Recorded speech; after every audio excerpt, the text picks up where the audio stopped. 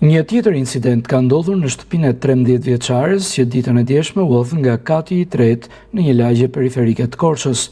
Një shkëndijë elektrike në dush ka shkaktuar një zjarr në banesë dhe në këtë moment 12 vjeçaria ka mbyllur derën e shtëpisë duke mos lejuar zjarr fikse në ty, duke rrezikuar asfiksimin e saj. Këtë e pranojnë edhe komshinë në lagje, ndërsa Landi Gura tregon se si ditën e djeshme arriti të shpëtojë 13 vjeçaren në momentin kur ajo u hodh. Komshinë tregojnë se motra më e vogël kërkon të bëjë të njëjtin veprim si të 13 vjeçares ditën e shtunë.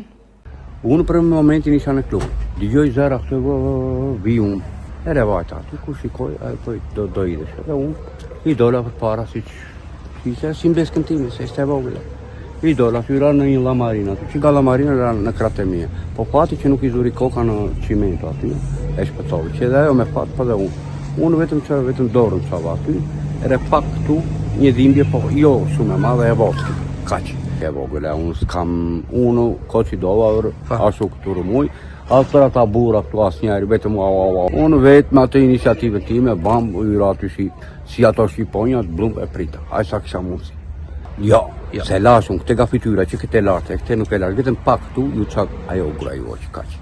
Asgjë tjetër. Për gjëra tjera këte ka kemës e për plasi kemës goxha. Për te ka kemët nuk të garantoj, kurse te ka trupi, nuk...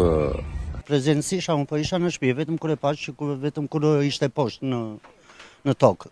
Po tani kjo familje më duket se janë familje, jo se janë problematike pa atë, po ato thjesht i ka bërë jema problematike. Edhe nga problematika e këtyre që kanë, i vinë komplet nga jati që ka brenda në burg. Sot ndodhi një shkëndijë elektrike me boljerin e shtëpisë që kishin atë të dushit, edhe vajza mbylli derën, mbylli zjarr fikses derën. Erdhi zjarr fiksa njëre, shojti për herë të dytë, pastaj ajo ishte tym atje vetëm po ta asfiksohej brenda vajza. E mbylli derën dhe nuk ta hapte. Po e vërtetë është. Do ta bëj tani nëse do ashtu do ta bëjnë. Do idhem edhe unë.